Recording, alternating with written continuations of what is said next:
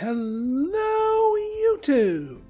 I am Pinstar, and this is Stellaris 2.0 Apocalypse. So today, the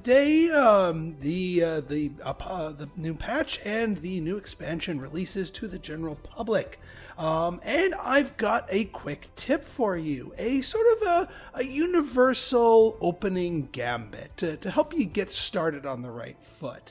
Now, this particular opener is, well, it's certainly different because of all the changes made to the game than ones that you might be familiar with. So think of this as a way to kickstart yourself to get back into the game and on the right foot. And this should work with just about every race possible, every ethics and civics and whatnot.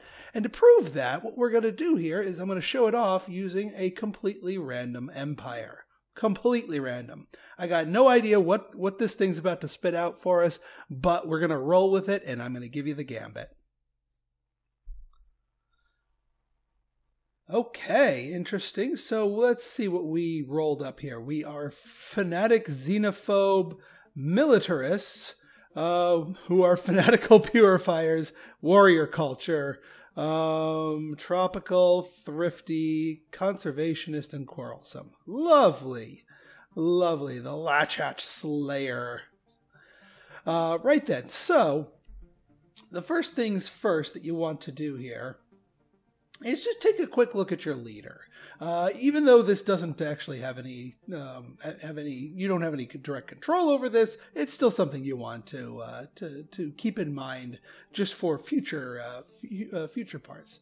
Second step, obviously, we're going to want to select our researchers. Now, what I like to do is I like to see what are my three options for all three techs before I choose any one of them, just so I can sort of balance them out.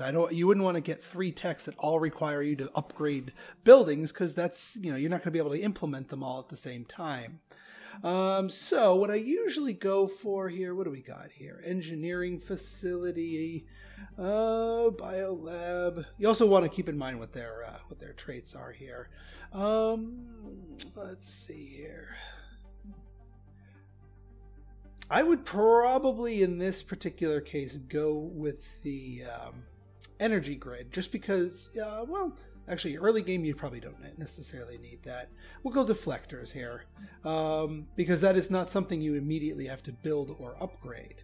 Over here, biolab, I usually, when you get offered the labs, I usually like to do just one of the three labs, so it gives you something to upgrade your basic science labs for. Then down here, we could go also for more ship components. Useful later on. The alternative might be Corvette build speed, but right then. So we start the game with 100 energy, 200 minerals, 100 food, 100 influence. First thing that we want to do is, well, first off, your home system starts off fully explored, and it is hard-coded with a couple of deposits already set up and with mining stations on them, but a couple of deposits that have not yet been tapped. In fact, you will always get one deposit of minerals, one deposit of energy, and one deposit of one of the random sciences. And these will be either a 3 or a 2. In terms of how valuable they are. That's pretty much guaranteed for any race's homeworld. My suggestion, tap into the 3 as your first expenditure here. Now, we spent less minerals than usual, but even if you had to pay the full 90 here, this gambit would work out. Now, the next thing you want to spend your remaining minerals on, you might be tempted to go here to the surface world, but no, it takes your pops a while to grow. So what we're going to do is we're actually going to go to our starbase here. Your starbase always starts with these two modules, the crew quarters and the shipyard. What we want to do is click on our open module and buy the trading hub. I don't care what your race does and what they're good at or not good at. Buying this like literally at the beginning of the game is super effective, because that 4 energy credits, 5 if you go down the prosperity route, is just so useful and worth the 100, because there's no other upkeep or things that you have to worry about there. Right then, Now, for our influence, 100 influence. Yes, you do need influence now to start claiming star systems. One-time expenditure of influence. It's not the upkeep system that they had in yesteryears. That being said, you're not going to be claiming these right away, and the game spaces you out fair enough, or far enough that you don't need to worry about losing all of your space immediately. So what I would highly recommend is go to your policies and edicts. Regardless of what your empire is, you always start out with the Map the Stars edict, and it costs at base 100. Boom. The Map the Stars lets your science ship go faster and increases the anomaly discovery chance by 10%. Quite useful. Now, as far as what you're going to be doing with your science ship, you want to prioritize the systems that are physically closest and bordering yours. So just for maximum efficiency, you can go here and here. By the way, if you want to queue up multiple ones, hold down the shift button and then right click and say survey system.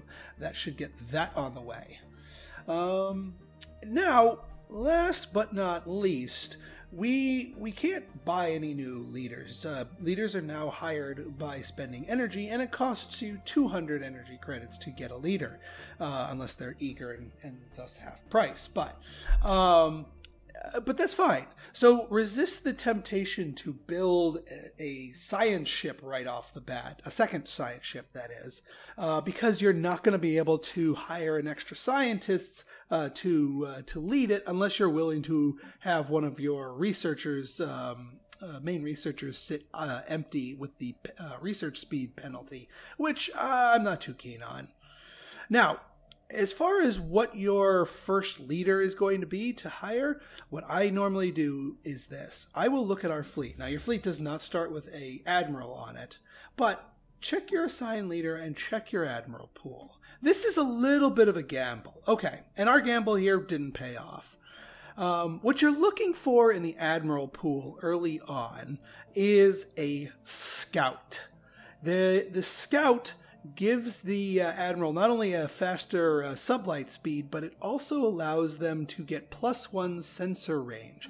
That allows you to Corvette scout, allows your Corvettes to go around the hyperlane network and just check places out.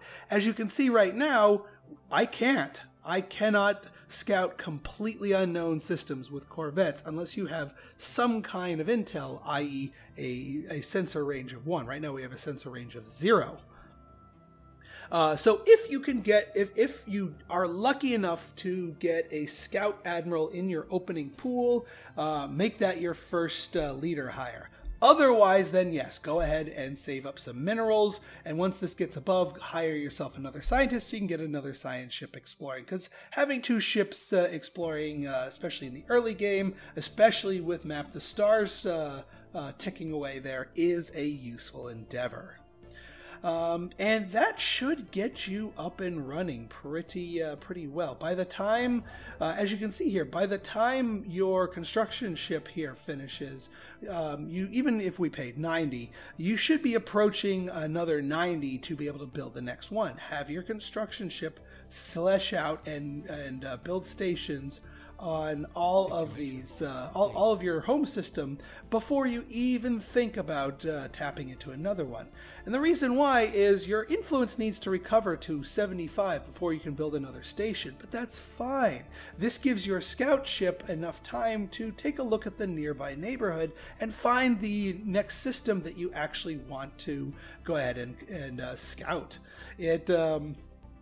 We'll go ahead and queue up. I like to do the research station next. The construction complete. So that's that way you have sort of your pick of the litter by the time your influence recovers enough, and therefore you can get your station onto that new system. And because every system you claim, even if you don't have a colony in it, every system you claim increases your unity costs and your tech costs, you're going to want to be selective about what systems you claim at first and get the most bang for your buck. You have the most resources scouted out in there. That is my opening gambit that should work for just about any empire. So if you found this tip helpful, go ahead and hit that like button, hit that subscribe button, and leave me a comment. Good, bad, or indifferent, your feedback's always welcome.